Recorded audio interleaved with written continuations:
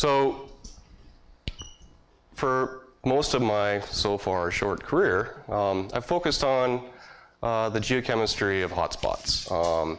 So this famous image now from French Manowitz showing a low-velocity conduit beneath Pitcairn Island here. I still don't know why Pitcairn has such a giant plume beneath it. But I focus on the chemistry of lavas at hotspots. But my students they've dragged me kicking and screaming into backcrest basins and then now into subduction zones recently. So I've been forced to think a little bit about subduction zones. And the last 2 weeks I've been forced to think a lot about subduction zones. So we'll see what you guys think about my thoughts. So I think I can attribute this to Jessica Warren. 2004, 2005, geodynamics field trip to Hawaii. You can almost smell my eyebrows burning. So my students and I will go to remote islands and collect lavas and go to the labs, dissolve these rocks and separate out the elements of interest by column chromatography and analyze the isotopic ratios of these elements by mass spectrometry. And then we make up all sorts of stories about what those numbers mean. So why are radiogenic isotopes important for probing the composition of the Earth? Well, this is really fundamental.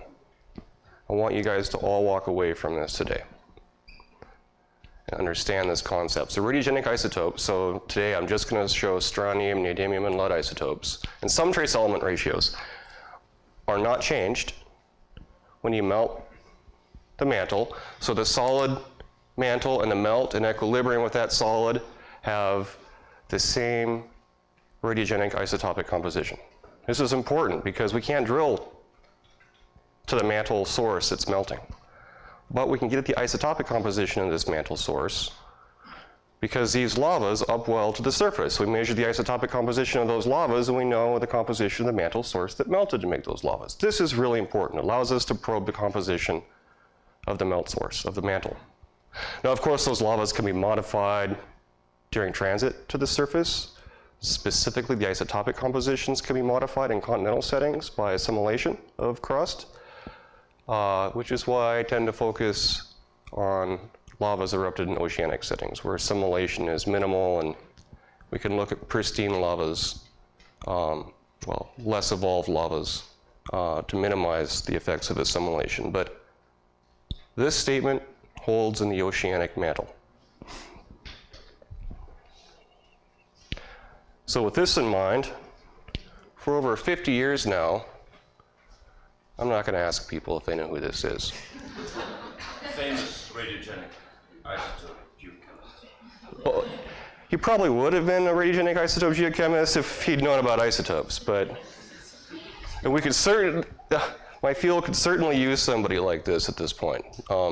Anyway, so lead isotopes versus strontium isotopes, you don't really need to know what those mean right now, except to say that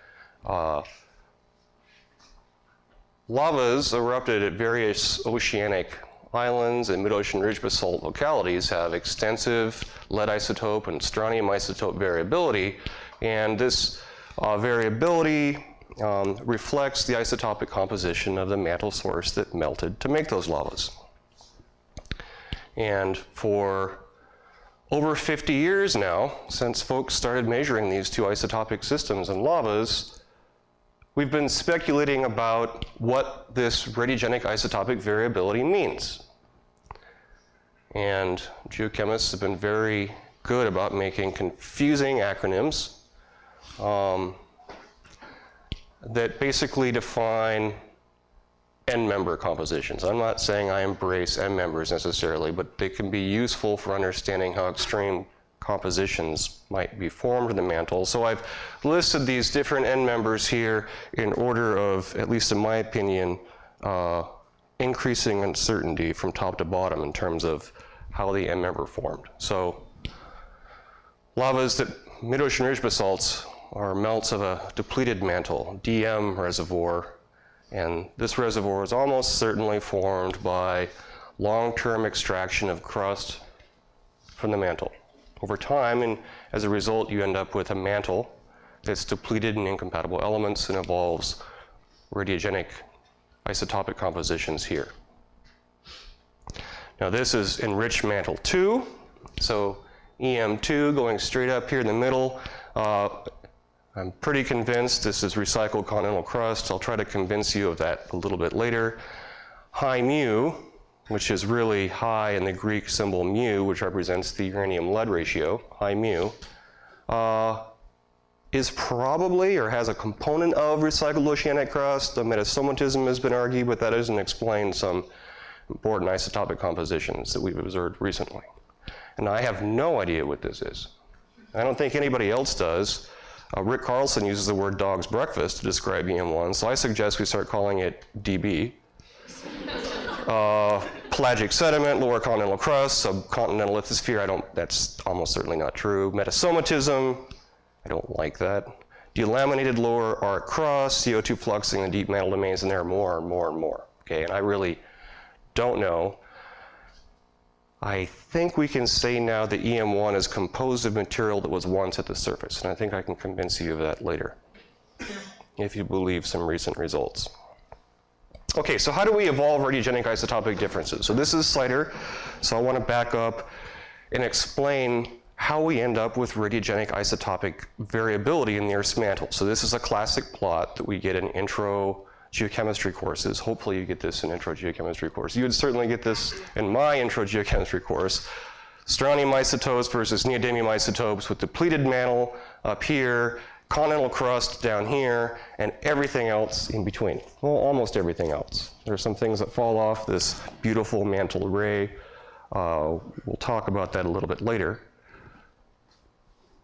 The key with radiogenic isotopic variability is that you have decay. So in this case, on the x-axis, 87 strontium in the numerator increases over time as 87 rubidium decays, spits out an electron, a neutrino, and of course there's energy. The half-life here for 87 rubidium is 49 billion years. Okay, so to generate variability of 87, 86 strontium, the first thing you need to do is fractionate rubidium from strontium, so separate them into different reservoirs. And then you need to wait.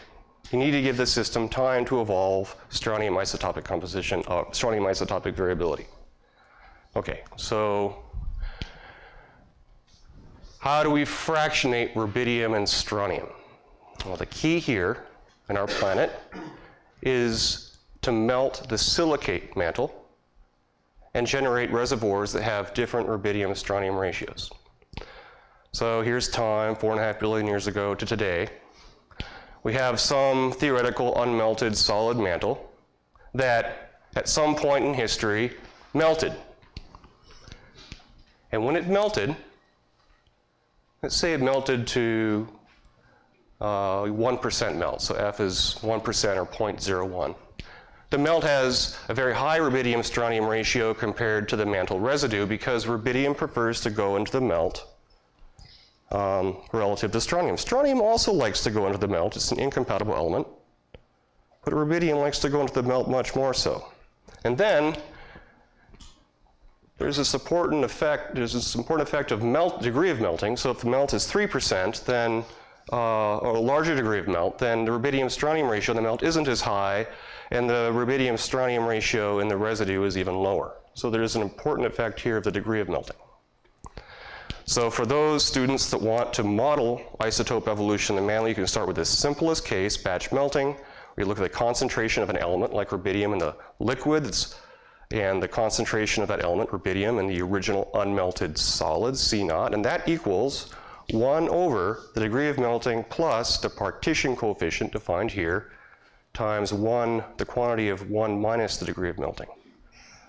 So Cl over C0, the concentration in the liquid of that element of interest, like rubidium, divided by the concentration in the original unmelted solid. So F is the degree of melting. Values range from 0 to 1, so no melting to 100%. So let's look at rubidium. So concentration of rubidium in a liquid equal over C0 equals 1 over, well, let's fix let's fix D. So rubidium, let's fix D for rubidium. So if F is really small, Cl blows up to a big number. If F is really large, Cl goes to a smaller number. Now D is the partition coefficient. So this is just defined as the concentration of rubidium in the solid divided by the concentration of rubidium in the liquid. When D is less than 1, so that means the concentration in the liquid is higher than the concentration in the solid, the element is said to be incompatible. It's incompatible in the solid. When D is greater than 1, the element is compatible. So this is just really basic, simplest case, batch melting, and how you can fractionate rubidium from strontium, for example, in the Earth's mantle.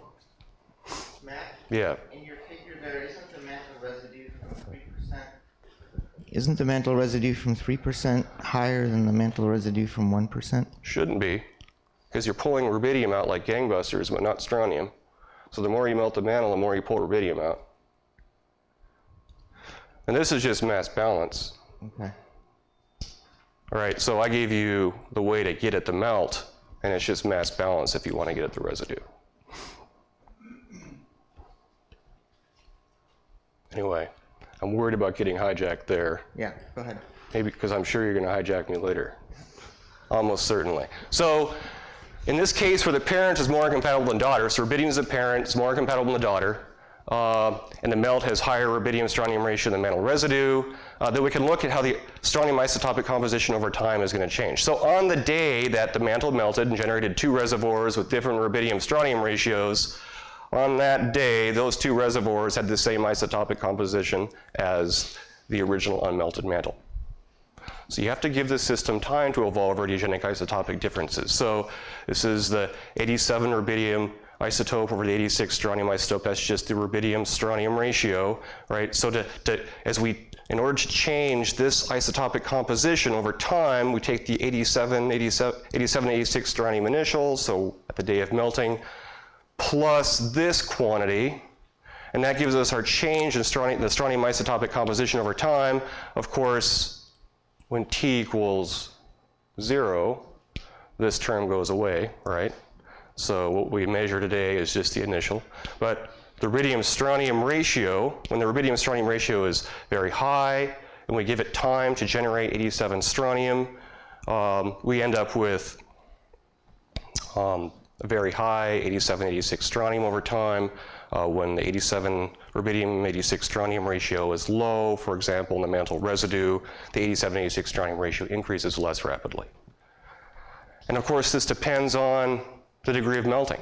So the degree of melting will then influence how the 87, 86 strontium ratio changes over time. And this is the case where the parent is less compatible than the daughter. So the samarium-neodymium system. So here's parents more incompatible than the daughter. Here the parent is less incompatible than the daughter. So samarium, the partition coefficient for samarium is greater than the partition coefficient for neodymium. Neodymium is more incompatible than samarium. So the mantle residue actually has a higher samarium-neodymium ratio. The parent-daughter ratio is higher in the mantle residue than in the melt. So as a result, the mantle residue, it grows higher, 143, 144 over time compared to the melt, right? There's the rubidium-strontium case, samarium-neodymium. But then there's another issue. So here's comparing strontium and neodymium isotopes. The other issue is that we don't know exactly when these different mantle reservoirs melt necessarily. So the timing of melting and the degree of melting can then influence the final 87, 86 strontium ratio that you measure. So mantle melts, which become crust, have high 87, 86 strontium and low 143, 144 neodymium, and mantle residues have low 87, 86 strontium and high 143, 144 neodymium. So this, when we look at isotopic systems like this, these are often under constraint because we don't know the timing of mantle melting, we don't know the number of times that the reservoir we're looking at was melted, we don't know the degree of melting or the melt model. We don't necessarily know the mantle composition that melted, depleted, primitive, or enriched, all right? So when we look at the isotopic composition of a basalt that's erupted at the surface today, it could potentially have a very complicated history. Geochemists will often simplify this and say that that reservoir melted once from primitive mantle 2 billion years ago. But the truth is, we rarely have that kind of constraint. Okay, so there's a lot of radiogenic isotope systems that you can choose. The key thing here is that what you need to know when you look at a radiogenic isotope system, so here's a parent nuclide and here's a daughter nuclide, and the tracer, if you want to make a prediction about how the isotopic composition of that system will change, you just need to know how the parent and daughter partition with respect to each other. So rubidium will partition into the melt, the daughter strontium partitions to the melt, but less successfully, whereas the samarium-neodymium system, the relative partitioning is reversed. So neodymium the daughter prefers to partition to the melt relative to samarium. So that's all you need to understand when you're looking at these other radiogenic isotope systems. You want to understand how the uranium-lead system, how different mantle reservoirs will evolve with time. You just need to know whether or not uranium or lead is more incompatible. Okay, so here's this tricky thing that geochemists love to show geophysicists to confuse them. This spider diagram. And if you ever want to ask an intelligent question about a spider diagram, that's right, this is really funny. You look at the anomalies. So here, the elements in the spider diagram are organized in terms of relative compatibility. So in this case, we're only showing incompatible elements, the elements that prefer to go into the crust relative to the mantle, less incompatible elements over here, more incompatible elements on this side. And the concentration of a particular element in a rock is divided by the concentration of that element in primitive mantle. It can be something else. It can be mid-ocean ridge basalt, whatever you want. In this case, it's primitive mantle. So all the concentrations are normalized in this plot relative to primitive mantle. So where would primitive mantle plot? If we plotted primitive mantle in this diagram? At 1. So primitive mantle plots right here. So here's depleted Moore mantle that melts to make more. The depleted Moore mantle is depleted in the most incompatible elements relative to primitive mantle. And continental crust is enriched in the most incompatible elements relative to primitive mantle. So this is just depletion and enrichment. So when I talk about depletion and enrichment, that's what I'm referring to. Now when we look at these spidergrams, we expect smooth patterns because we've organized these elements in terms of their relative compatibility during prototype mantle melting, but we see anomalies that stick out. Continental crust is really depleted in niobium and tantalum relative to elements of similar compatibility. So you have these negative niobium and tantalum anomalies and positive lead anomalies and negative titanium anomalies. And these are signature fingerprints for continental crust. Depletions and these 3 high field strength elements and enrichments in lead. So a geochemist in the audience or a geophysicist in the audience might say, why do we have depletions in niobium and tantalum in continental crust, right? You focus on the anomalies because some weird process in the past generated that anomaly, and then you've asked an intelligent question the geochemist can't really answer. Focus on the anomalies, and those will help you understand the processes responsible for generating this reservoir. Okay, so we're in the habit of putting up heads of famous scientists. I tried to go grayscale, but you know, it was a late night last night. So one of them is black and the other one is white? no.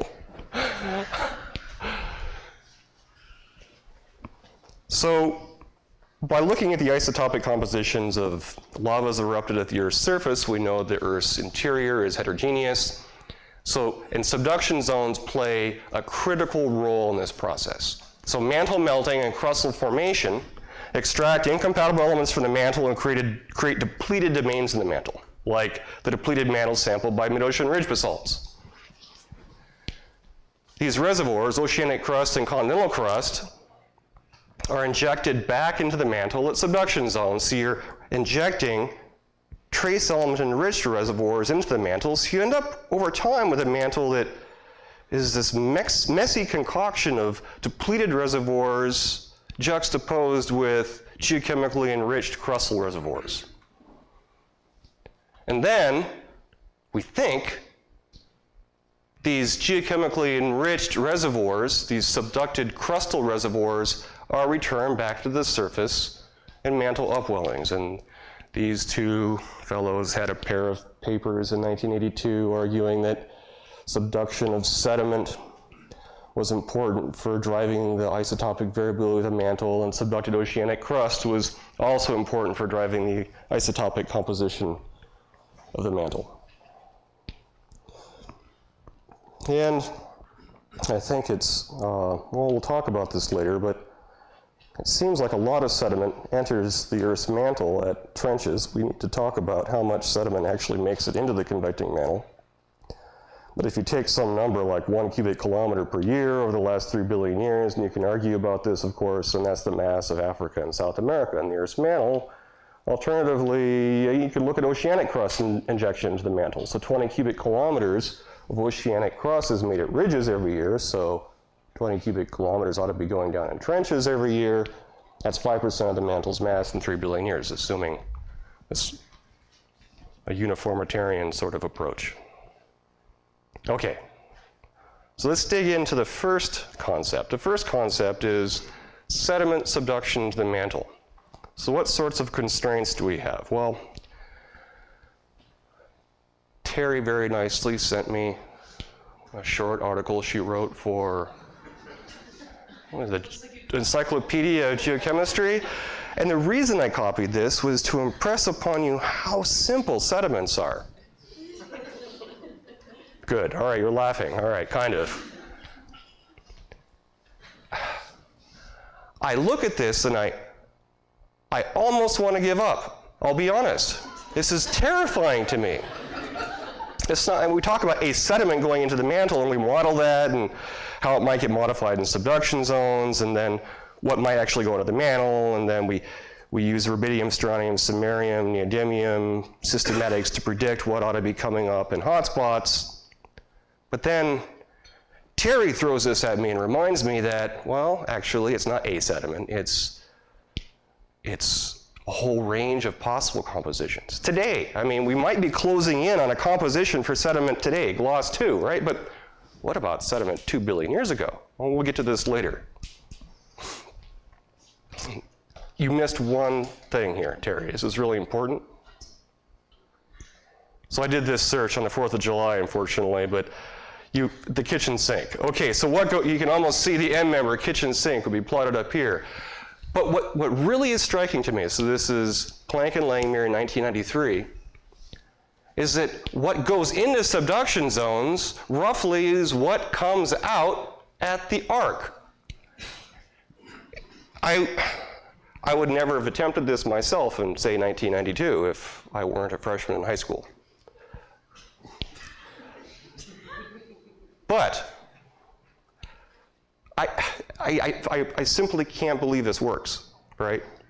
This tells us that there are some important systematics governing the composition of sediments that come out of arcs, and they can be related to what's going into the mantle at arcs. So this gives me some sort of hope that we may then be able to deconvolve what goes past the arc into the deeper convecting mantle.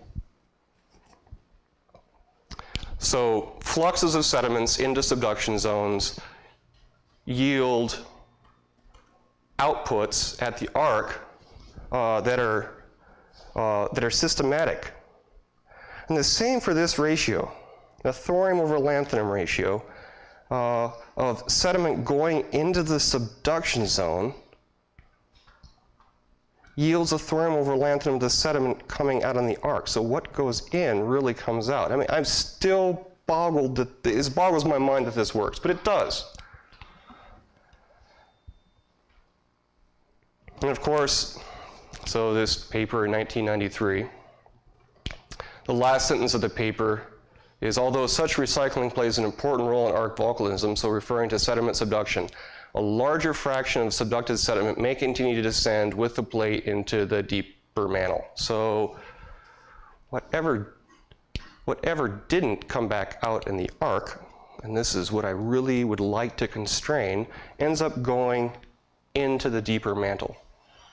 And this is really something that I've been struggling with for 15 years, and I feel like I'm circling and sniffing around this problem of what's going into the mantle, and I'm not really sure how to bite it. Okay, so I'm going to suggest some possible ways forward in just a little bit. Now, how much sediment goes into the mantle at subduction zone? So I'm recycling this recycling slide from Brad Hacker's CIDER talk last year, and there are a whole range of possible values for the amount of continental crust going into the Earth's mantle today. Values ranging from going very close to 0 to values of nearly 5 cubic kilometers per year. So this is Peter Clift et al.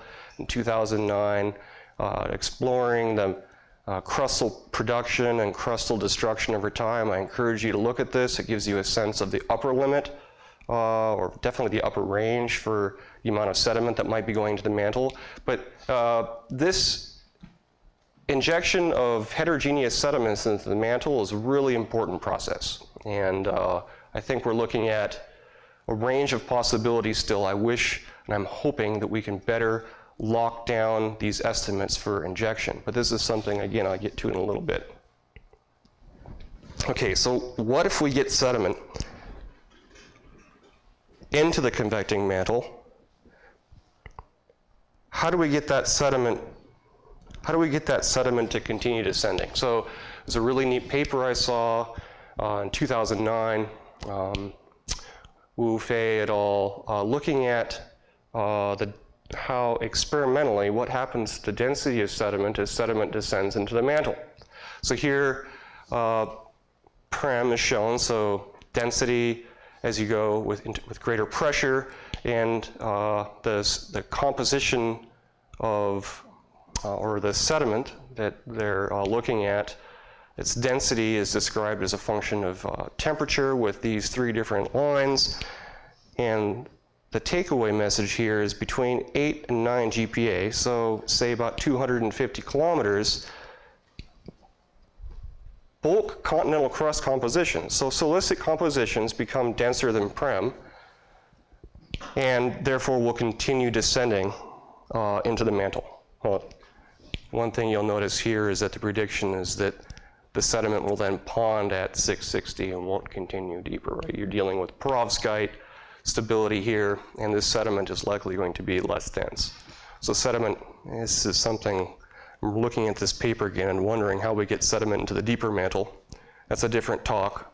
But the cool thing here is that I showed this paper to Brad Hacker, and he said, yeah, we never see materials come back up at ultra high pressure terrains that have pressures higher than this.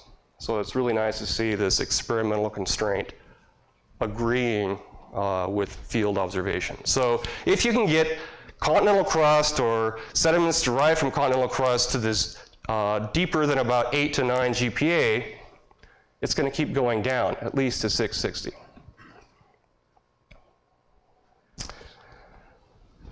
So do we see it again? I think we do. I mean, we have at least one example. We have a couple of examples. One extreme example from the Samoan hotspot. Not my favorite hotspot, Peter, but definitely a useful place to go. They have one beer and it comes in 2 sizes. So neodymium isotopes versus strontium isotopes. So this is the global ocean island basalt array right here, looking at the various M members, EM1, high mu, and mid-ocean ridge basalts or melts of the depleted mantle. And this is the Samoan hotspot extending down into crazy radiogenic isotope space. And we had a cruise in 2005 where we pulled up these rocks. It was within a year that we knew what their isotopic compositions were. And well, these compositions are extending clearly into the upper continental crust range. Now, Remember this spidergram I showed you guys earlier that showed continental crust? And there were some clear anomalies in the spider diagram. So niobium and tantalum depletion, titanium depletion, lead enrichment. So again, it's the same order of elements, so less incompatible to more incompatible. So really prefers to be in the melt here. The samples, their concentrations are all divided by the concentration in primitive mantle, and the black diamonds here describe the upper continental crust composition. So again, titanium depletion, lead enrichment, niobium and tantalum depletion. So if there's really a continental crust signature of some kind being contributed to these hotspot lavas, we ought to see these same patterns, these trademark patterns for sediment in the basalts, and we start to see these signatures show up in the most enriched lava, the red squares. So you see niobium and tantalum depletion, titanium depletion, and lead. It's not crazy enriched, but contrast that with other ocean island basalts in Morb, where you have strong lead depletion. So you're actually no longer depleted in lead. You're actually starting to show hints of a lead enrichment. So we use key trace element ratios to try to quantify these enrichments and depletions. So for example, cerium lead. Lead is ever so slightly enriched in this lava relative to elements of similar compatibility like cerium. So we plot the cerium lead ratio. So cerium over lead right here, the cerium over lead ratio. In continental crust, cerium over lead ratio is low because lead is so enriched. So continental crust has very low ratios out here. So if we're seeing some continental crust in these lavas, we're going to predict that we have higher 8786 strontium paired with lower cerium over lead ratios, approaching continental crustal values, and that's what we see in these lavas as we're going out towards these radiogenic isotopic compositions, high 8786, we're seeing lower and lower cerium lead ratios. So very characteristic of upper continental crust, or sediments, more likely sediments derived from upper continental crust. We can do the same tricks with niobium. So this is just quantifying the niobium anomaly, so whether or not niobium is enriched or depleted relative to nearby elements on the spidergram. So here's the spidergram here, here's niobium and tantalum right here. They are depleted relative to elements of similar compatibility like thorium here and lanthanum here. So if you were to draw an imaginary line between thorium and lanthanum, that's where you'd expect niobium and tantalum to be. That's what niobium star is. It's just what you expect niobium and tantalum to be if there were no anomaly, but you have depletions in niobium and tantalum, so this is really the normalized concentrations of niobium relative to what you'd predict. So if niobium is depleted, like in upper continental crust, you have values that are less than 1. Upper continental crust has very low niobium values relative to what you would predict based on the bracketing elements here. And so as 8786 strontium increases in these lavas towards upper continental crust values, we're seeing the niobium depletion become more and more enhanced. So we're looking at agreement between trace elements and radiogenic isotopes that really argue for some sediment composition that's gone into the mantle and has been brought up in this hotspot at Samoa. So what about recycling of oceanic crust? Well, this is also, I'm trying to avoid using the word complicated because it annoys some people in the audience, but it's complex. So, Terry, I'd appreciate if you'd send me a list of appropriate substitute words. So this gives you a sense for the range of trace element compositions that we see in fresh mid-ocean basalt in a narrow segment or a narrow portion of the mid-Atlantic ridge between 40 south and 55 south. And we're seeing over a magnitude of variability in the most incompatible elements, rubidium and barium. Fresh mid-ocean ridge basalt. So this represents some combination of mantle source variability and melting processes that would fractionate these trace elements. But the key here is that this is what you end up with in a mid-ocean ridge basalt. Now, when we think about subducting a mid-ocean ridge basalt into the mantle, it's tempting to take one composition,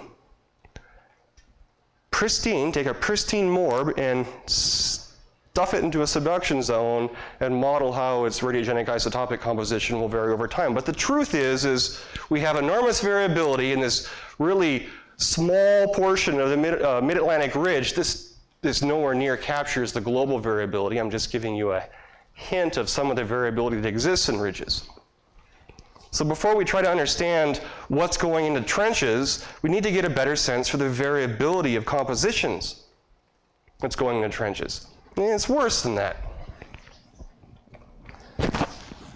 So this is a nice paper that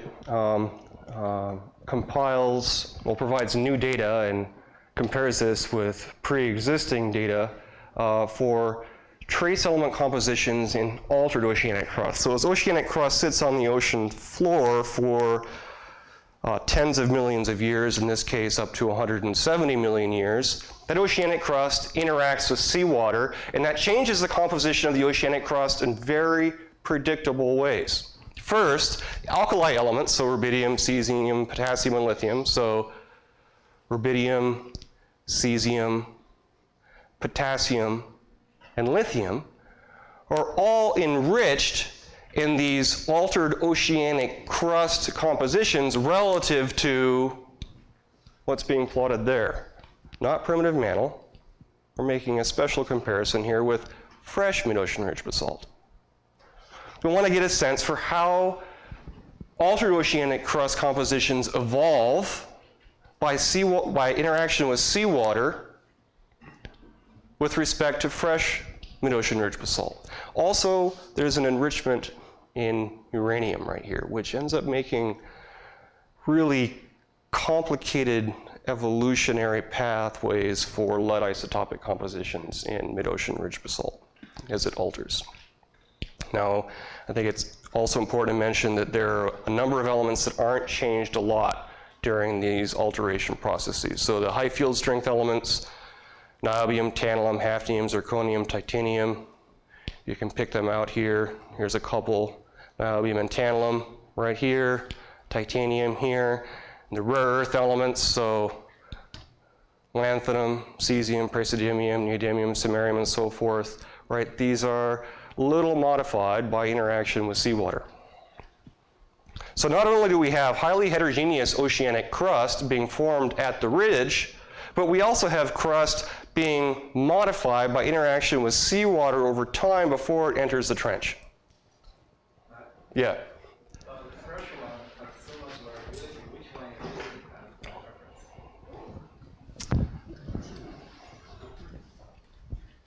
Which one is, it has so much variability, which one is the reference? So, at least for the case of 801, so the data that were published in this particular paper, the fresh composition consisted of glasses that were identified in the core. Is this right, Terry? So there were. And they were normal or depleted or fresh glasses. So this is with respect to that specific composition. Now, this is something that continues to boggle my mind. Is you look at. 170 million year old glass. And yes, thank you, Terry. It boggles my mind, and it's interspersed with incredibly altered basalt. I don't know how this happens. Okay. Another question. Yeah.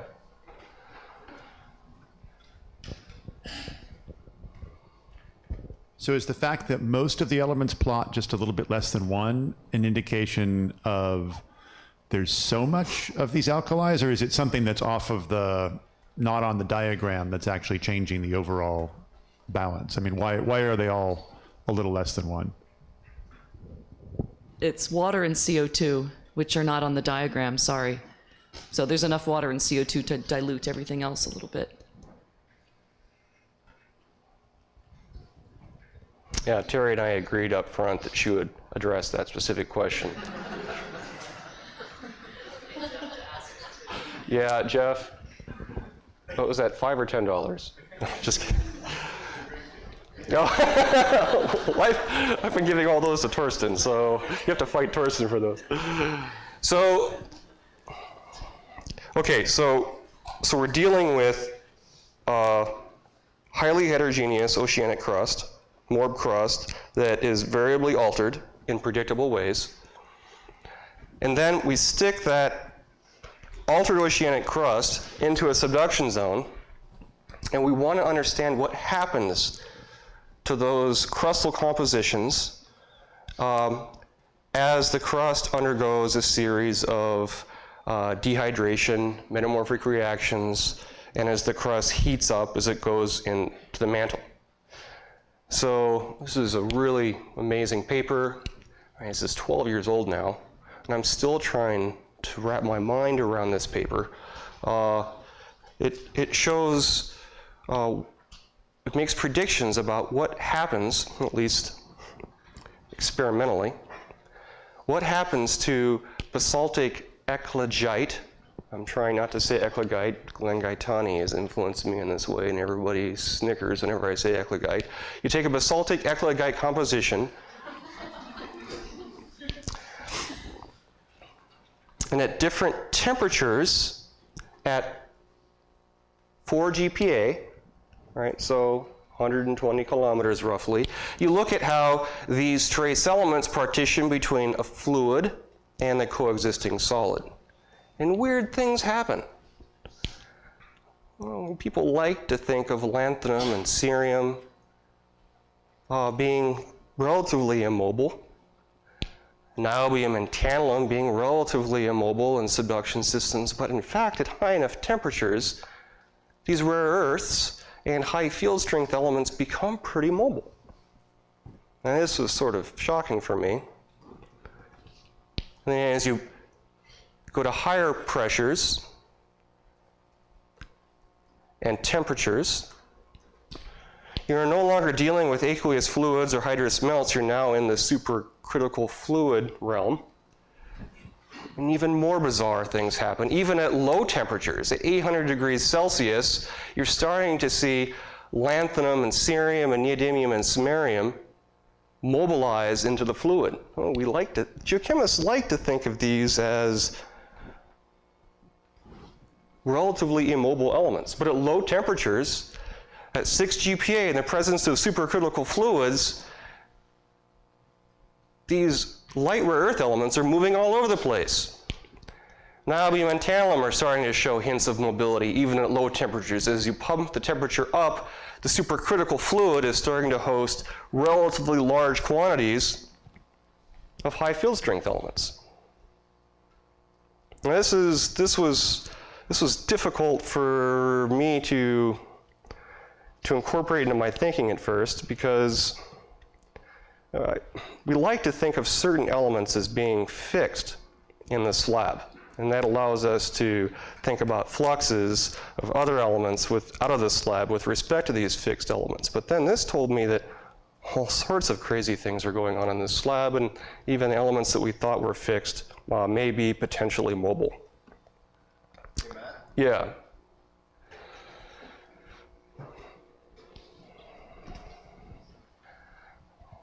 Terry didn't agree to answer this question, so I'm on my own.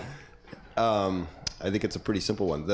In these kinds of experiments, are the fluids emplaced with some particular high volume, or are they evolving naturally through the experiment? So this goes beyond my expertise into the expertise realm of Christy Till. Can you repeat the question?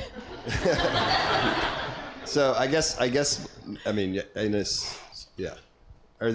In these kinds of experiments at these pressures and temperatures where they're talking about supercritical liquids, are they emplacing something that is a fluid and then thinking about the interaction between the solid and that, or are they creating, is it a melting process basically, and then they're looking at the process of melting? Right. So the idea is that above the second critical endpoint, the solidus no longer exists. So there is no longer a boundary that represents melting. We only have aqueous fluid with, properties of a melt mixture and the solid. So there's not such a distinct, clear point at which we go from not having that to having it. So basically the inference would be that if you had aqueous fluids at lower pressures, you would have this substance at higher pressures. And it behaves like some combination of a melt and a fluid that we don't fully have a grasp on its material properties at these pressures, but it would be a much better carrier of a lot of these things that we think of as being relatively immobile at lower pressures. Probably just confused you more, but. Now, what I want you to tell me is if you can see this niobium and tantalum in your images, your seismic images. That's the key for me. Worry about finding the supercritical fluid first. Yeah, to answer like how they did it, really you can just load basaltic powder and water. And in fact, there's a remarkable movie you can watch of, by in a hydrothermal diamond anvil cell where you can actually look at the experiment as it's going on. And so at low pressure, you can see that there's separately solid, liquid, vapor. And then you go to high pressure and the thing becomes one phase, a solid plus one phase. So it's quite remarkable. And this just happens with starting with a liquid and solid. There is some debate about exactly where it happens, but it happens. from the basalt, sediment, peritite, and that's debated. Yeah, what is the approximate pressures? Because I've heard 4, 5, 6 GPA, Because it- depending on what it is. So albite is like at 2, right? That's the one you can see, beautiful albite liquid. Right, something like albite might be 2 GPa, so 60 kilometers depth. But the basalt or peritite supercritical point is kind of debated and could be 4 to 6 GPa, I think, so pretty deep. Yeah, I think there's one estimate that's between 3.5 and 4 GPA, another that's at 6. So these compositions were recovered from the French, is that the idea? When they analyze these compositions afterwards and look at what's there and hope that what's ever there is... Ask Christy. I'm not the experimentalist here. I absorb the implications. Yes. They literally froze these. Yeah, they froze them on a cryoscopic stage. Yeah, and then lasered them. Yeah. They're pretty great experiments. Christy, you have a question over on the other side. Are the open symbols between titanium and hafnium important?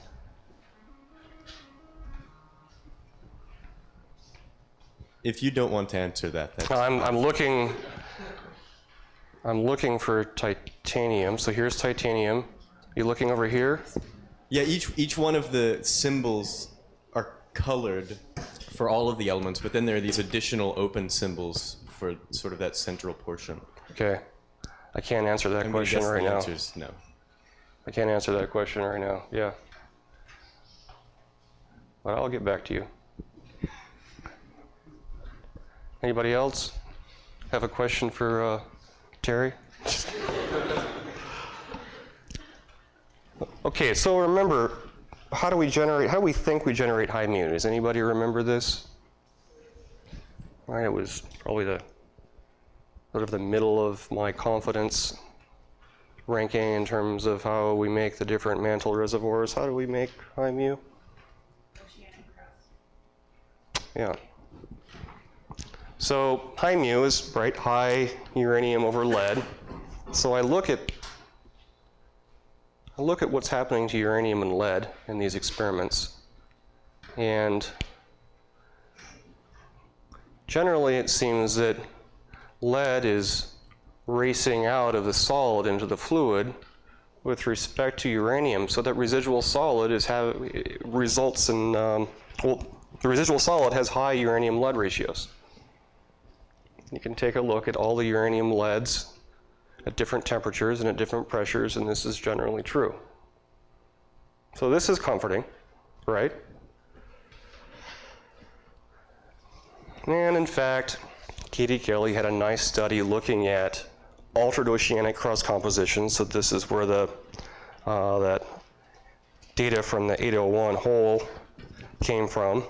And they were looking at the really high uranium-lead ratios, and they explored whether or not burning off the excess uranium that results from altered oceanic crust, burning off that excess uranium in the subduction zone, as well as getting rid of some of the lead in the subduction zone, can generate uranium, thorium, lead ratios that we see in oceanic island basalts today. And they were able to successfully generate these compositions. So that was, again, comforting. And so I feel like it's certainly possible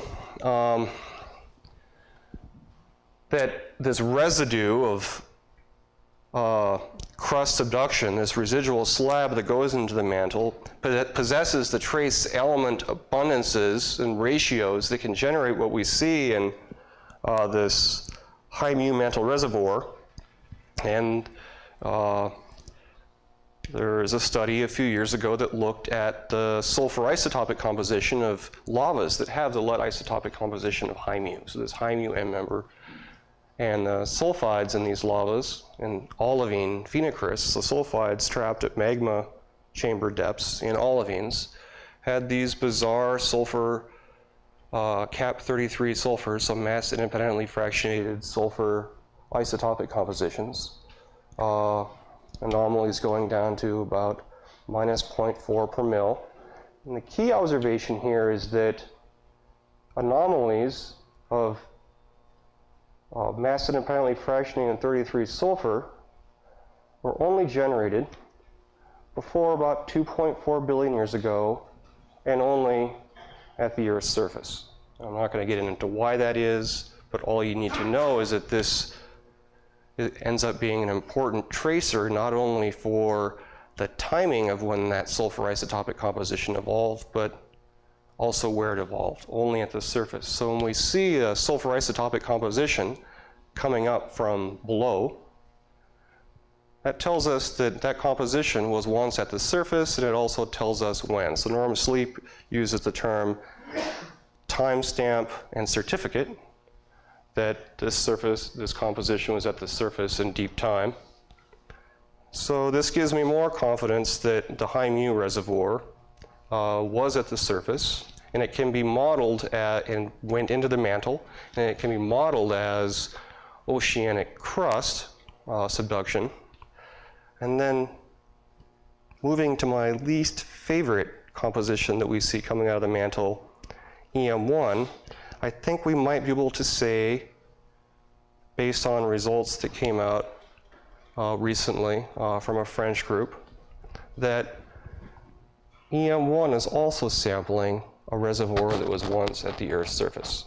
So I'm not sure I can say much more about EM1 beyond that it was once at the Earth's surface. So they identified in Pitcairn lavas, sulfides in Pitcairn lavas, very large, much larger than the anomalies identified here, very large cap delta 33 sulfur isotope anomalies, minus 0.8 per mil. So remarkably large magnitude sulfur isotopic anomalies. Again, these anomalies were only generated in the Archean at the Earth's surface. So I think now we can say that high mu and EM1, with some confidence, were at the Earth's surface 2.5 billion years ago or earlier. Yeah, really very excited about this particular result. Okay, so let's take stock. EM2 requires some sedimentary material derived from continental crust that was at the Earth's surface. We see really strong signatures for continental crust in lavas at the Smolin hotspot, CIDER hotspot, So-So, and the Marquesas hotspot. High mu looks to be some kind of crustal composition that was at the shallow Earth more than 2.5 billion years ago, and EM1 seems to share similar characteristics. It was at the Earth's surface in the Archean. Okay, so we have a sense for what kinds of compositions have gone into the mantle in ancient subduction zones over geologic time, and they've been recycled into hotspots.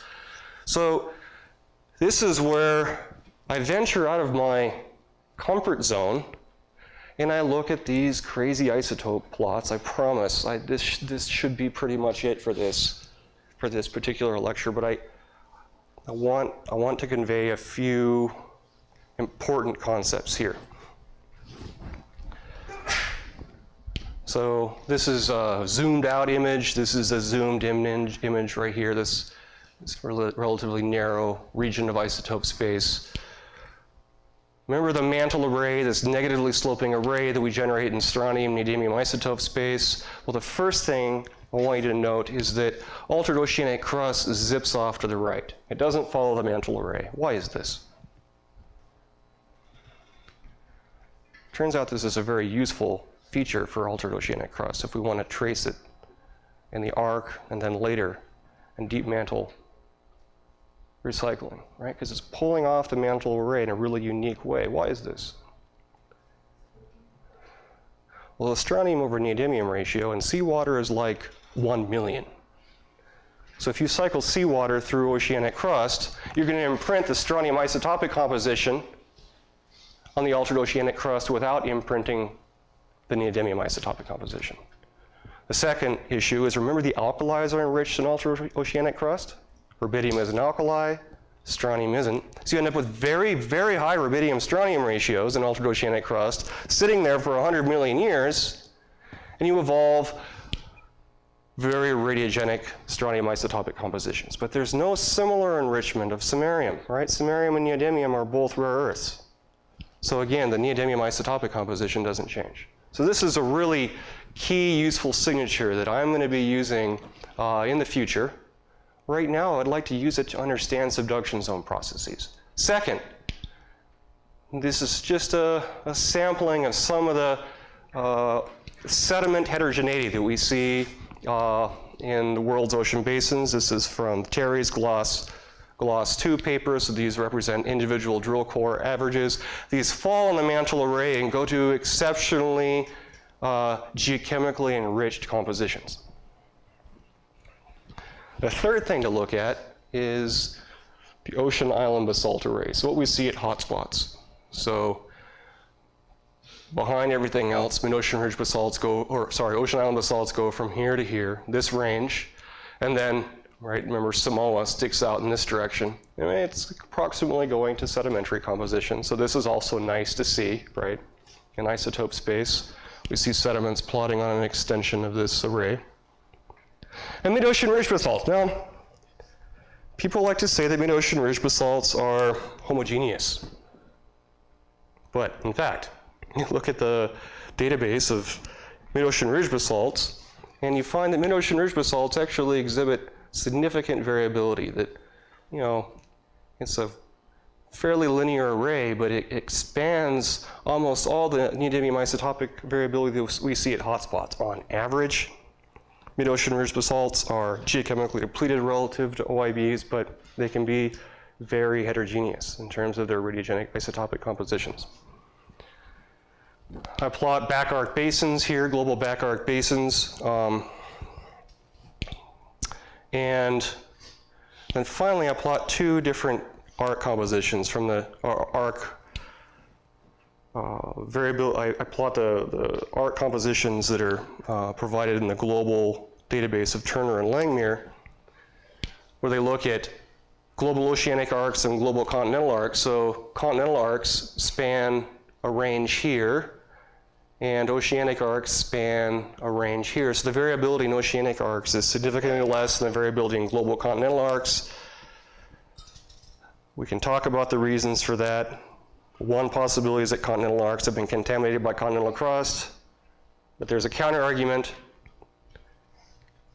Continental arcs are sitting next to continents, and so you have a lot of continental material spilling off into the trench, and that continental material is being recycled back up in the arc, so generating more variability than you would see in an oceanic arc where you don't have so much continental sediment input. Okay. All right, so let's zoom in on this little area here. So here are mid-ocean ridge basalts. So this is the full range of mid-ocean ridge basalts, so the white diamonds. We're seeing some sediments here. We're seeing altered oceanic crust. Here's the one little outlier. But ultra-oceanic crust is shooting off to the right. Back arc basins.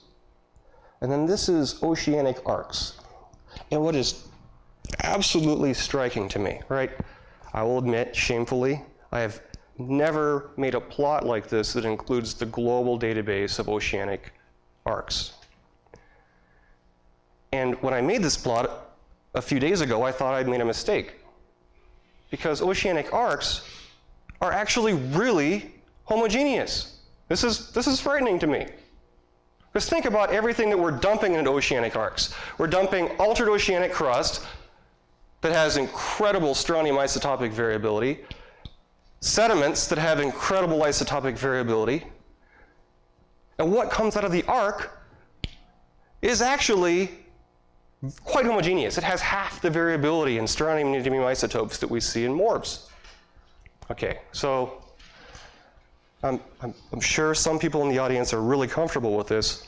I'm not. Terry, I'm hoping you chime in here because I want to park here for a second.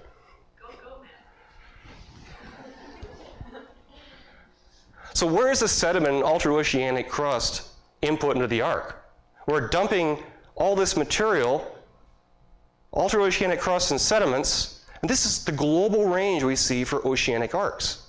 This is really troubling for me. Where are we seeing these smoking gun signatures for sediment input and altered oceanic crust input? And people will say we need to look at lead isotopes. If you want to see this, I have some slides, after the talk.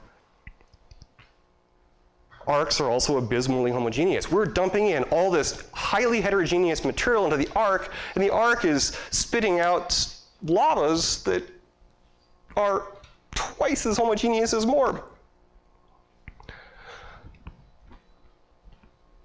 So arcs aren't seeing much of this altered oceanic crust and sediment, strontium and neodymium isotopic heterogeneity or lead isotopic heterogeneity. Yes? Sorry, right here. Just a quick question, because yesterday we were talking about databases and sampling biases and whether the coverage in those databases is good or there's possibility that that could be playing a role in this. Yeah. So there are a couple of things that happen. I mean, you start off with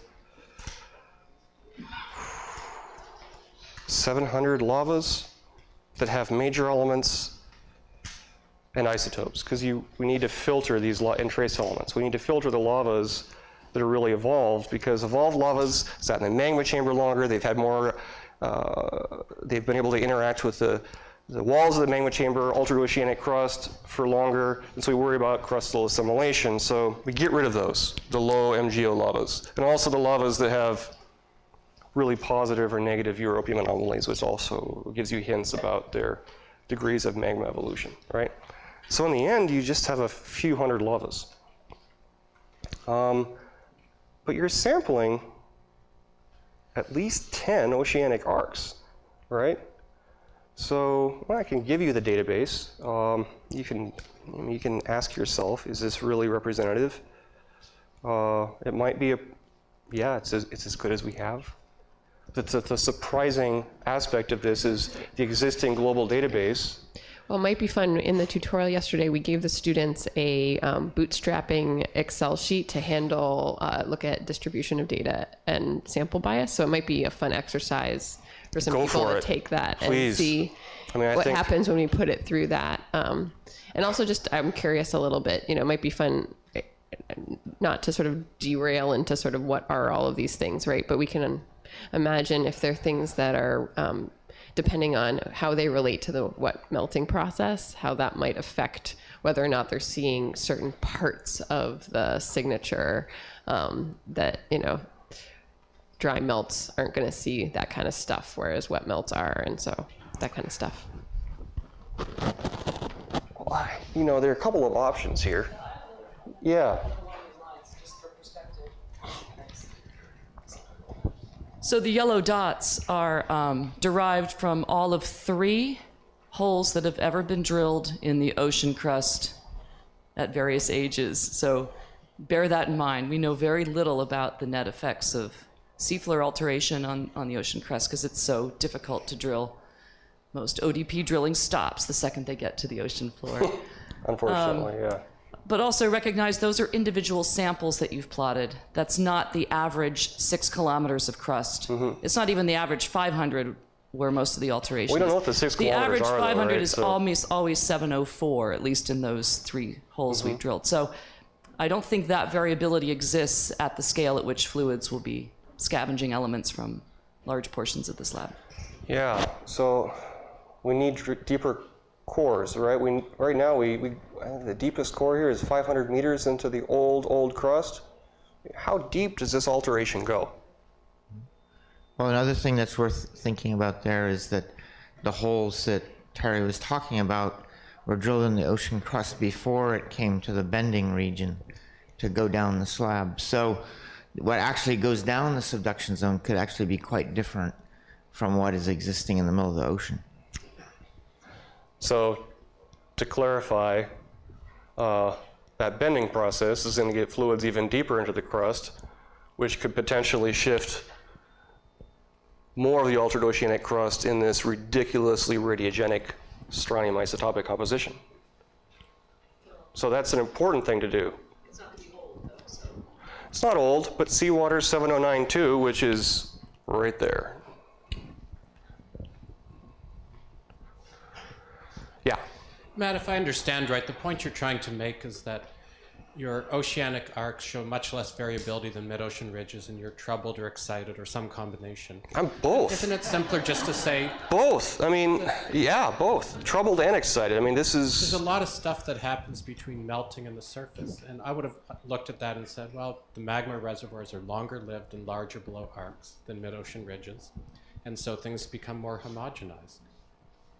And so I'm kind of missing why you're excited.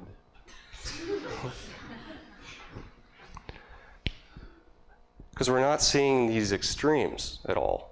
And maybe it's this homogenization process that you're talking about. But Every cartoon we've seen for an arc shows various magma bodies sitting below the volcano. And they're big. They're cartoons, but things are not going directly from the mantle to the surface. Can I ask the mass balance part of this question, right? If, because you have this sediment or altered crust going in, but another thing we could look at doing is playing around with the percentage that you're mixing in with the melt being generated from the mantle wedge and the different masses of melt from those two, and then this homogenization process that you have. And so how much melt or fluid would you have to have from that sedimentary component to really shift the isotopic composition if the bulk of your melt comes from the mantle wedge? this is a great CIDER project. Why don't you stay next week?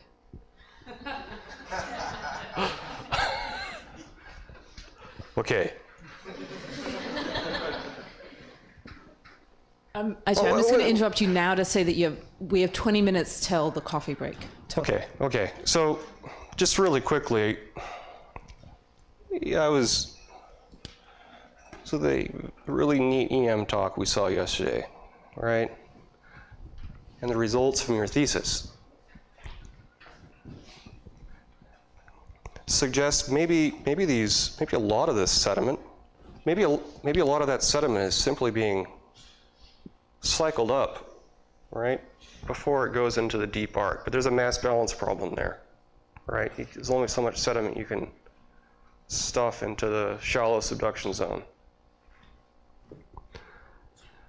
I'm trying to find a different way to do this, Michael, other than magma chamber homogenization.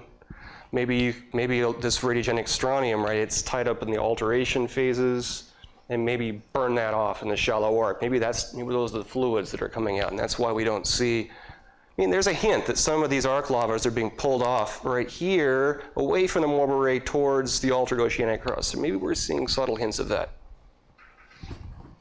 Anyway, moving on. So can we use modern day subduction zones to generate some of the isotopic heterogeneity that we see in the deeper mantle? So we have a sense for the diversity of materials that are going into subduction zones and processes that can operate on the sediments and oceanic crust in the subduction zone. But another question is then what remains of that subducted package to go into the deeper convecting mantle? So there have been several different approaches to get at this problem. And one that I like was a Porter and White paper that came out a few years ago. And they tried to model this process using constructed slab compositions and primitive arc lava compositions. So the idea here is they take a homogeneous oceanic crust composition. So it's 80% normal Morb plus 20% altered oceanic crust. So they just fixed that ratio and picked an altered oceanic crust composition, mixed it all up, and then they added the sediments compositions that have been compiled outboard of each of these subduction zones.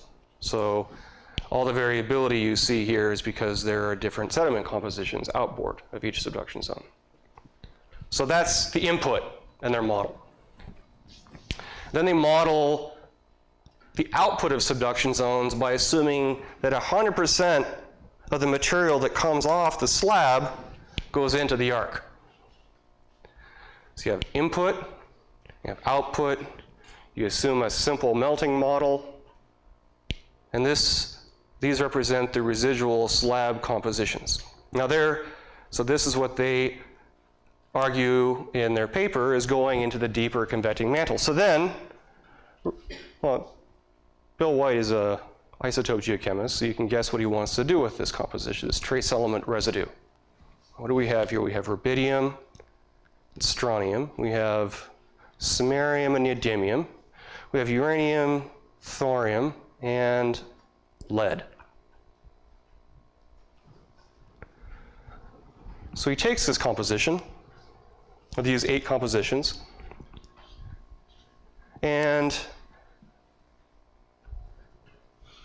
he starts at 1.8 billion years ago. So he makes a calculation for what depleted mantle or Morb looked like 1.8 billion years ago. And he assigns these slab residue trace element compositions to this protolith that's 1.8 billion years old, and then he forward ages it to the present day.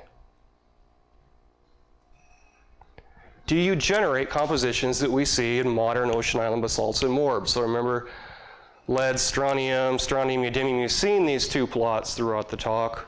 High mu, DMM, EM1, EM2, high mu, DMM, EM1, EM2.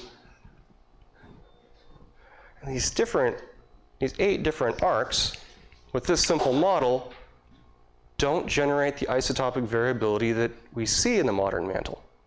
It fails to generate high mu compositions. It fails to generate extreme EM1 and EM2 compositions. Okay, when I saw this paper and I read it, I was really excited. I thought they are going to have the answer. They're going to finally tell me what I thought I already knew. Instead, their conclusion is using some really simple assumptions in present-day subduction processes, as well as we know them. What's going into subduction zones today wouldn't generate the kinds of compositions that we observe coming out of the mantle hotspots.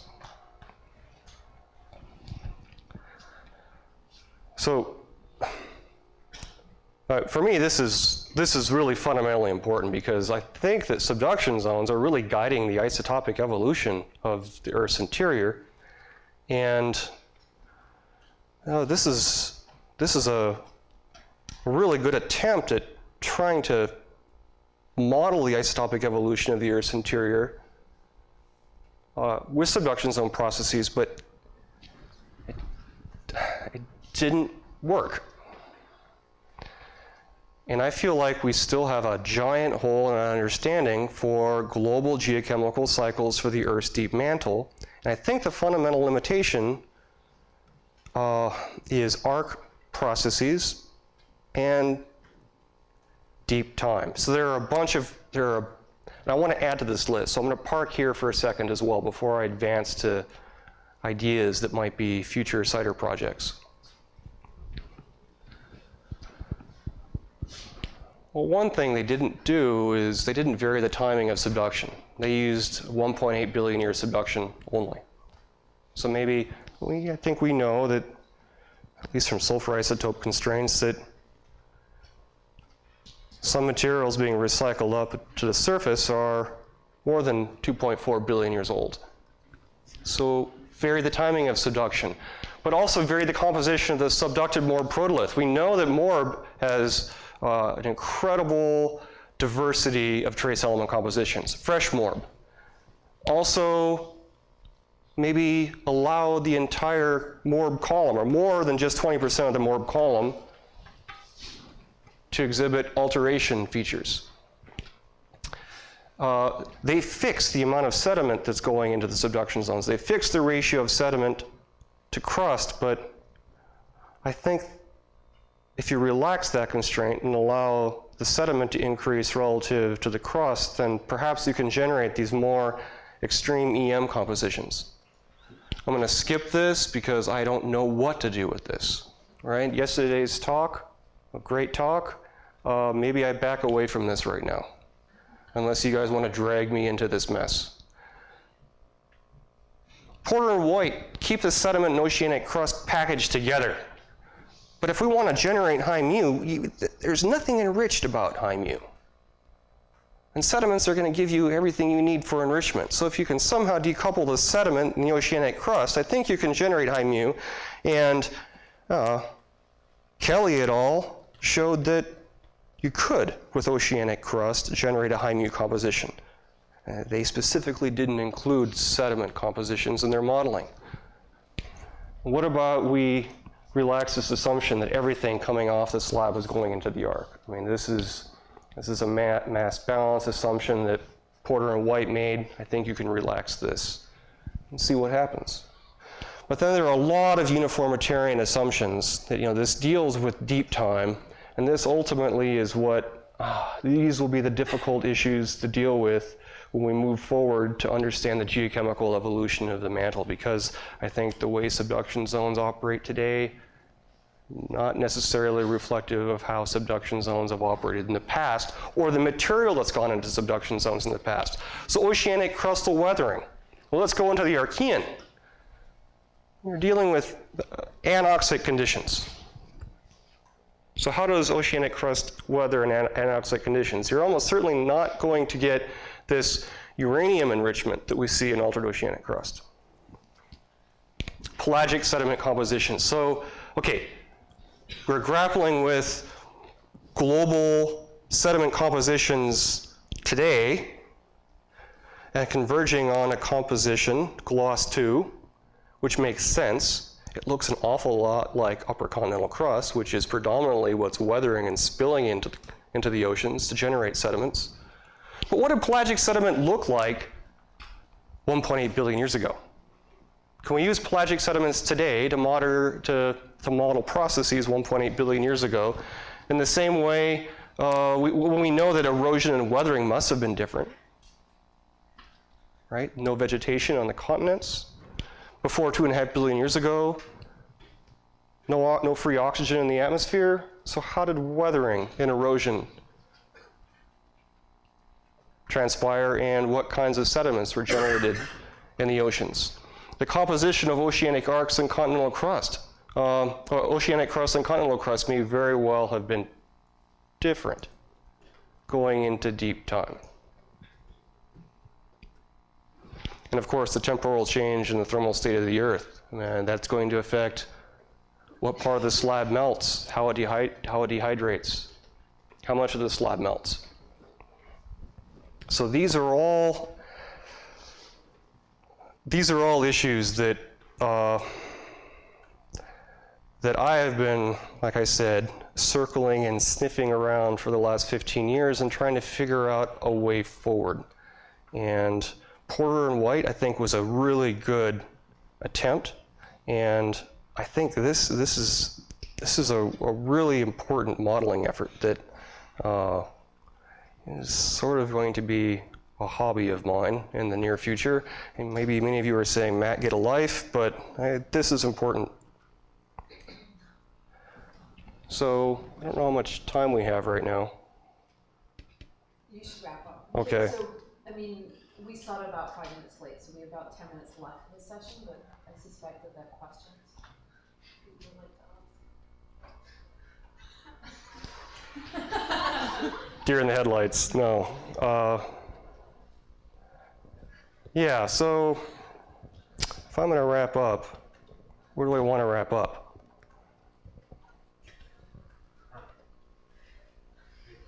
No, here. So this is where hotspots and arcs interact.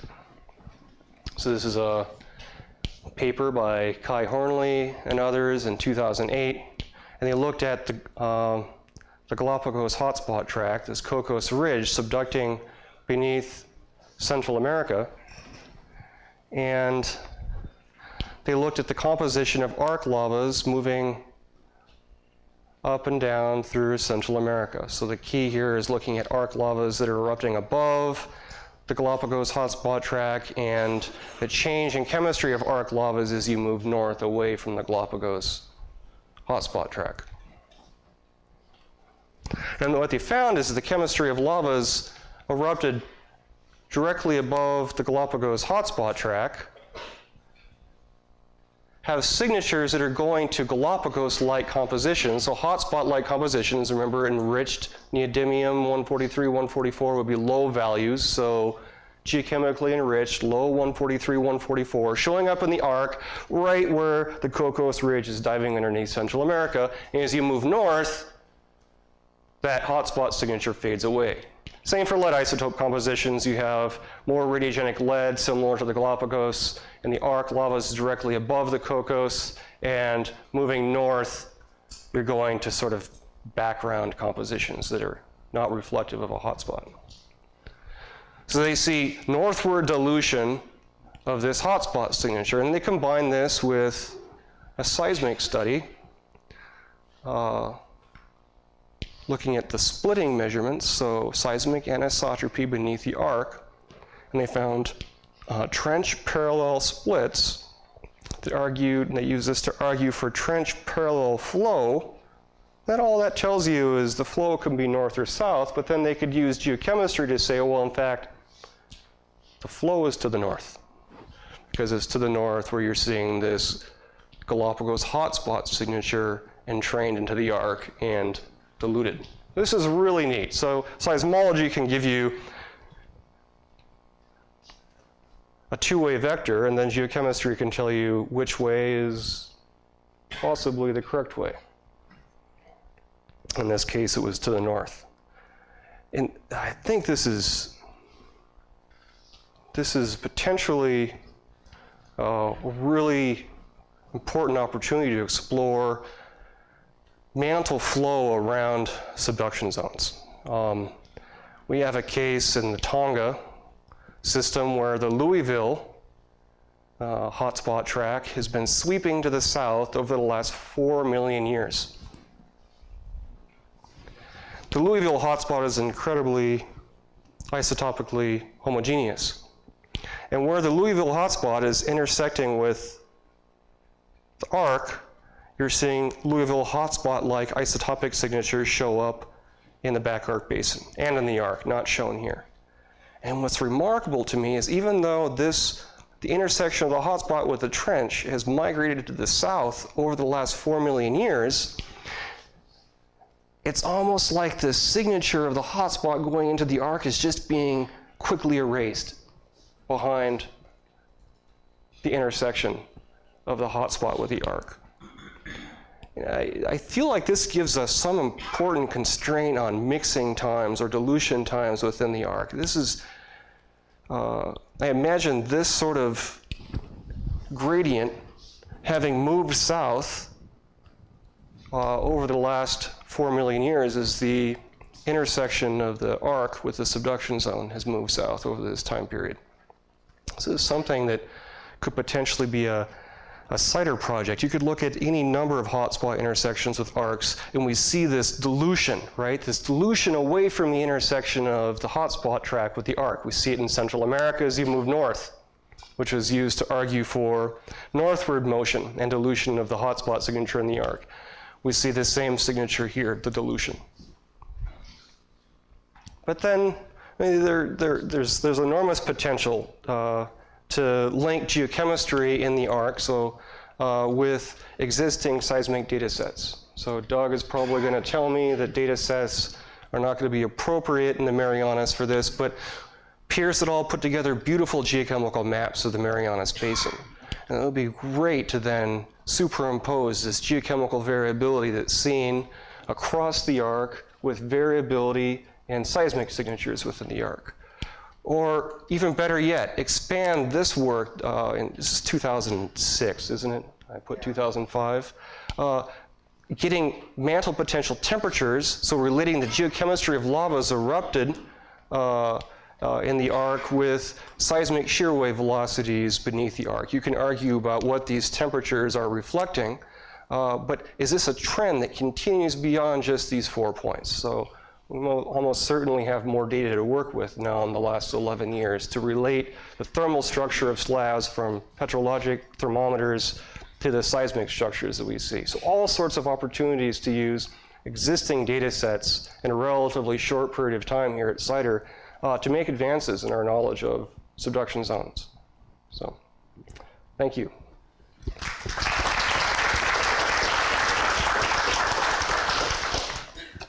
Okay, so let's spend 5 minutes doing questions, and of course the first ones who should be asking questions are students and postdocs right now.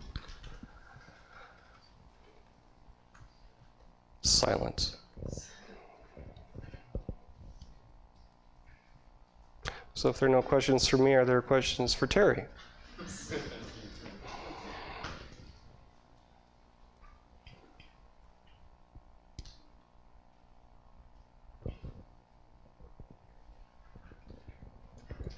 So you have a sense for, or at least based on the very few drill cores, of what altered crust might look like.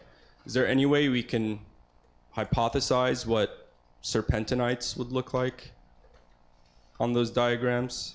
And would that even which matter to be diagrams? informant? Like looking at your isotope ratios when you were plotting how homogeneous There? Yeah. I think serpentinites, well, Jessica is going to probably want to weigh in, but serpentinites have interacted with altered oceanic crust to such a degree that you can imagine a mixing line between a seawater composition.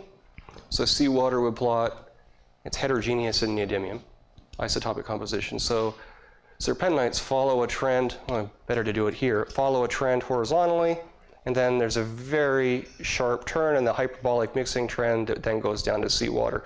And serpentinites follow that composition away from morb, following the seawater mixing trend towards seawater. And the most ridiculously altered abyssal prototypes are actually, they turn the corner and head down. Yeah. Can I ask a follow-up then? Because, so one of the components you haven't mentioned is the mantle portion of the plate that is subducting.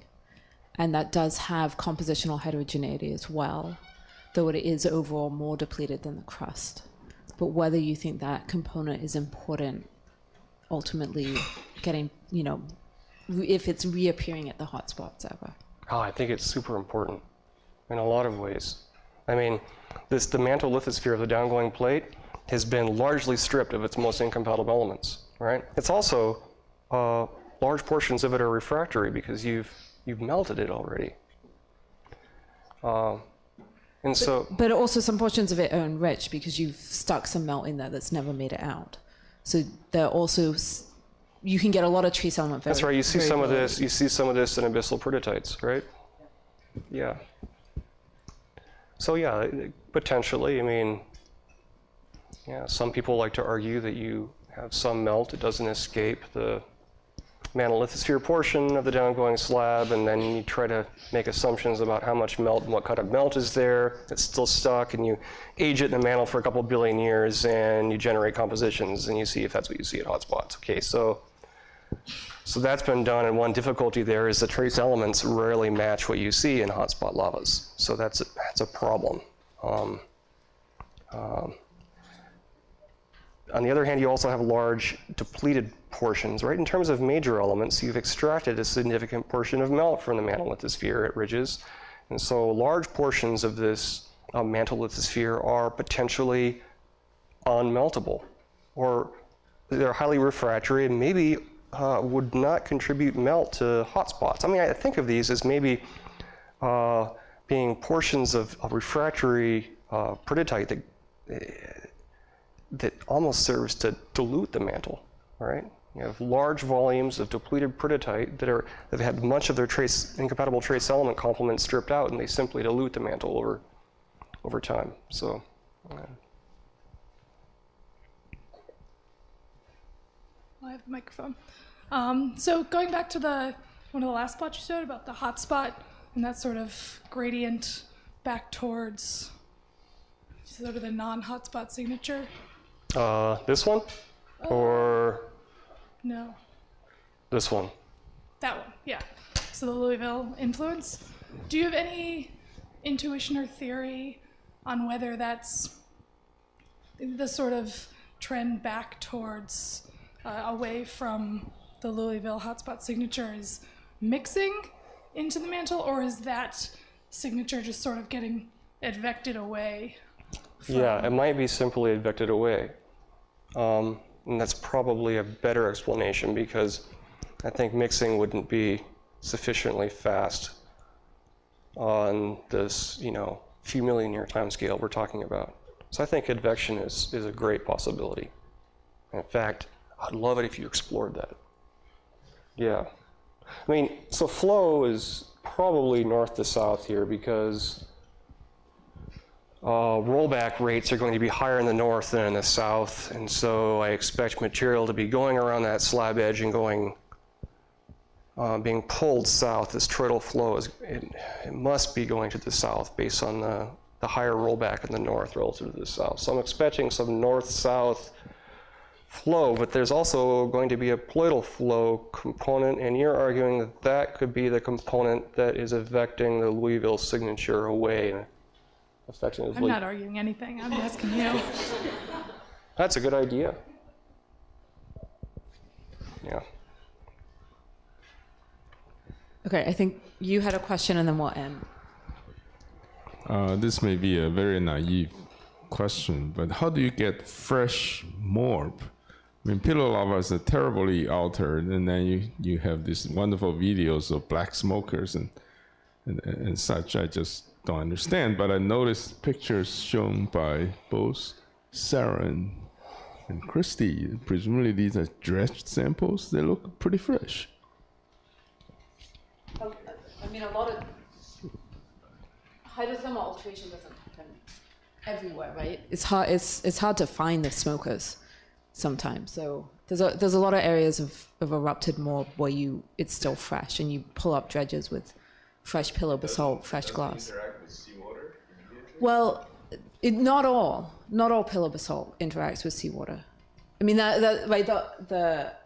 Matt's been on cruises where they've dredged pillow basalt, right? So you can maybe comment on this, but it's not that everything on the seafloor is pervasively altered. So so these basalts come to they erupt at the seafloor, and they quench. I mean, you're going from 1250 centigrade to 0 very rapidly. They quench to glasses. You have nice glassy rims on the pillow basalts on the ocean floor. But there often is some kind of assimilation on the way to the surface, but we can identify the signatures for assimilation. So when there's assimilation, we can steer clear of it and be wary of making too many interpretations about mantle source. And the key signatures for assimilation are those elements that are hyper-enriched in seawater. So for example, chlorine. So you look at chlorine over ratios of chlorine to elements that aren't enriched in seawater, like, for example, niobium. Very little niobium in seawater. So we look at chlorine-niobium ratios in basalts, in the pillow rims. And when we see very high chlorine-niobium ratios, it's basically a smoking gun for interaction with seawater. So yeah, it does happen. It's documented, and we have tools to make sure we avoid it.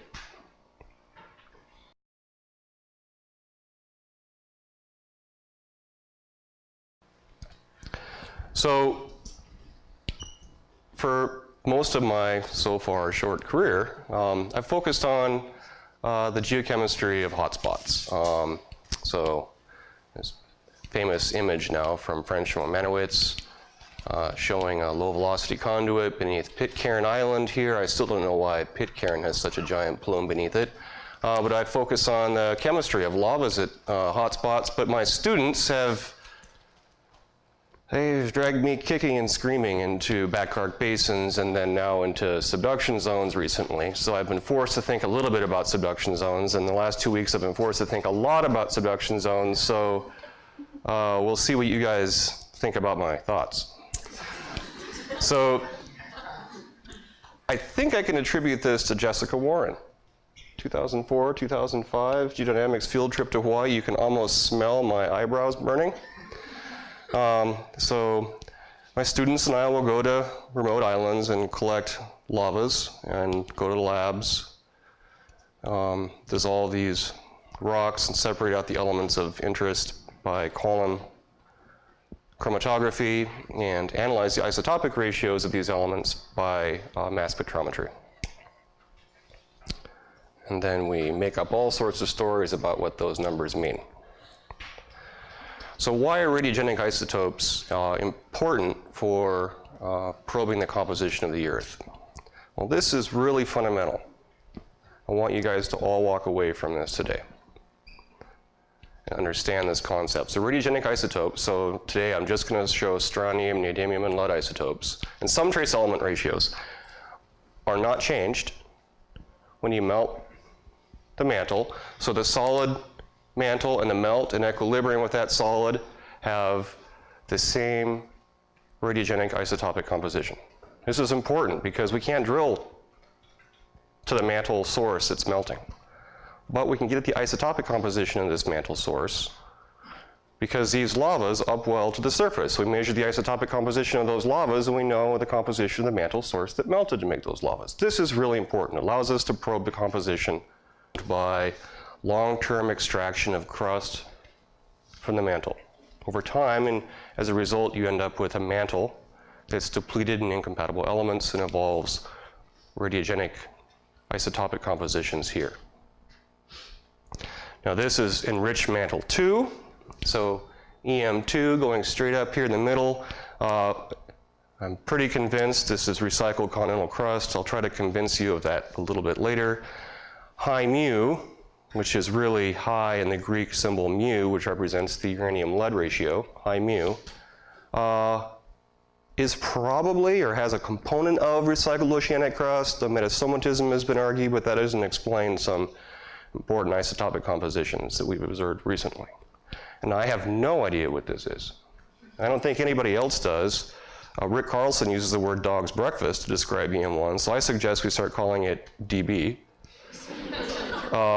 Pelagic sediment, lower continental crust, subcontinental lithosphere, that's almost certainly not true. Metasomatism, I don't like that. Delaminated lower arc crust, CO2 fluxing the deep mantle domains, and there are more and more and more. Okay, and I really don't know. I think we can say now that EM1 is composed of material that was once at the surface, and I think I can convince you of that later, if you believe some recent results. Okay, so how do we evolve radiogenic isotopic differences? So this is CIDER, so I want to back up and explain how we end up with radiogenic isotopic variability in the Earth's mantle. So this is a classic plot that we get in intro geochemistry courses. Hopefully you get this in intro geochemistry course. You would certainly get this in my intro geochemistry course. Strontium isotopes versus neodymium isotopes with depleted mantle up here, continental crust down here, and everything else in between. Well, almost everything else. There are some things that fall off this beautiful mantle array. We'll talk about that a little bit later.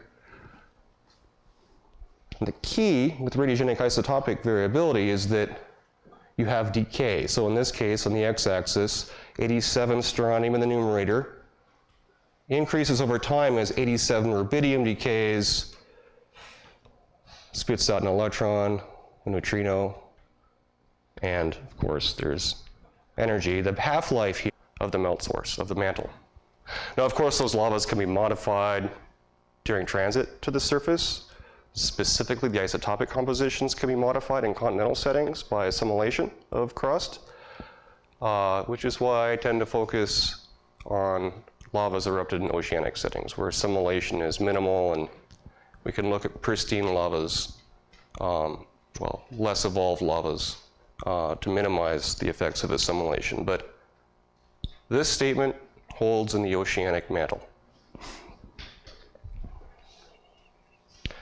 So with this in mind, for over 50 years now, I'm not going to ask people if they know who this is.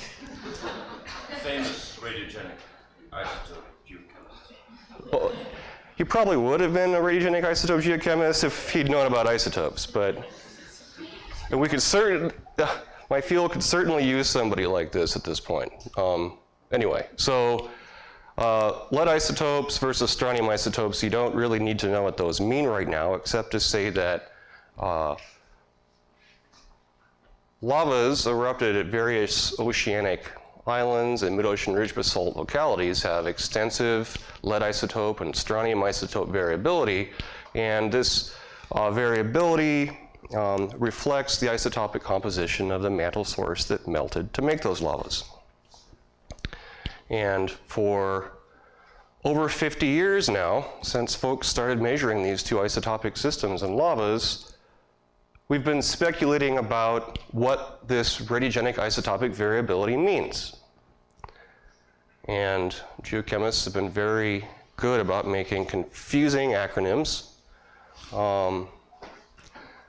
that basically define N-member compositions. I'm not saying I embrace N-members necessarily, but they can be useful for understanding how extreme compositions might be formed in the mantle. So I've listed these different N-members here in order of, at least in my opinion, increasing uncertainty from top to bottom in terms of how the N-member formed. So lavas that mid-ocean ridge basalts are melts of a depleted mantle, DM reservoir, and this reservoir is almost certainly formed would equal over C naught equals 1 over, well, let's fix D. So rubidium, let's fix D for rubidium. So if F is really small, Cl blows up to a big number. If F is really large, Cl goes to a smaller number.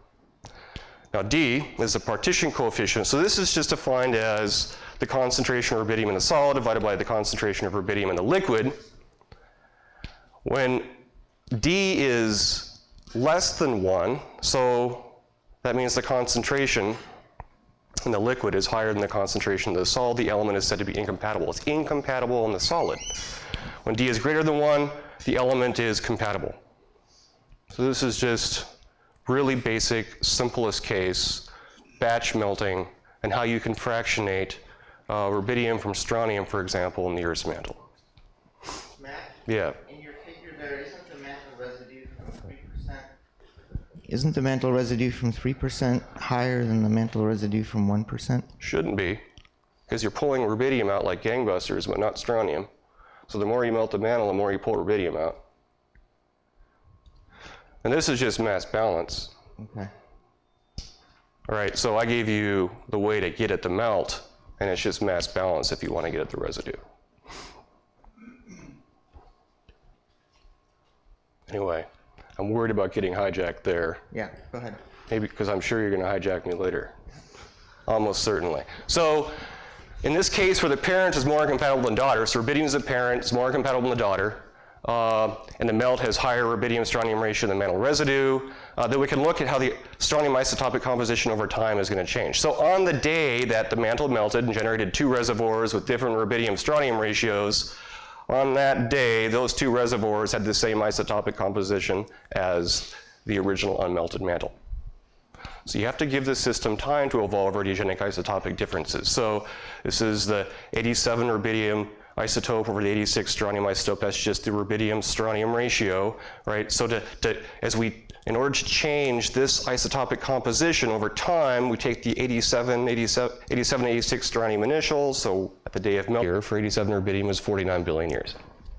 Okay, so to generate variability of 87, 86 strontium, the first thing you need to do is fractionate rubidium from strontium. So separate them into different reservoirs. And then you need to wait. You need to give the system time to evolve strontium isotopic composition, strontium isotopic variability. Okay, so how do we fractionate rubidium and strontium? Well, the key here in our planet is to melt the silicate mantle and generate reservoirs that have different rubidium-strontium ratios. So here's time, 4.5 billion years ago to today. We have some theoretical unmelted solid mantle that at some point in history melted. And when it melted, let's say it melted to 1% melt, so F is 1% or 0.01. The melt has a very high rubidium-strontium ratio compared to the mantle residue because rubidium prefers to go into the melt relative to strontium. Strontium also likes to go into the melt. It's an incompatible element. But rubidium likes to go into the melt much more so. And then there's this important effect of degree of melting. So if the melt is 3%, then or a larger degree of melt, then the rubidium-strontium ratio in the melt isn't as high, and the rubidium-strontium ratio in the residue is even lower. So there's an important effect here of the degree of melting.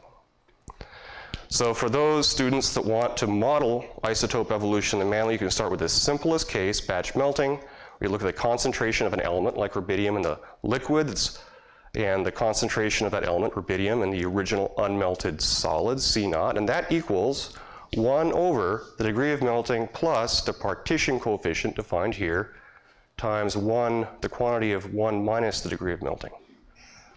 So Cl over C0, the concentration in the liquid of that element of interest, like rubidium, divided by the concentration in the original unmelted solid. So F is the degree of melting. Values range from 0 to 1, so no melting to 100%. So let's look at rubidium. So concentration of rubidium in a liquid